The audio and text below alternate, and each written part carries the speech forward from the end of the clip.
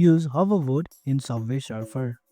In today's video, I will show you how to use a hoverboard in Subway Surfer to protect yourself and cruise in style.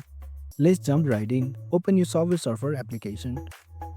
When you are ready to activate your hoverboard, simply double tap the screen fast. Your character will hop on the board.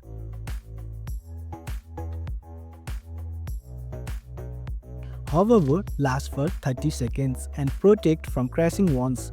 If you hit something, the board will break, but you will keep running. You can unlock different hoverboards in shop. Some even have cool effect and special power. You can unlock different hoverboards in the shop. Some even have cool effects and special power. And that's it. Just double tap to ride and stay safe in style. Thanks for watching. If you found this helpful, give it a thumbs up and consider subscribing for more tutorials.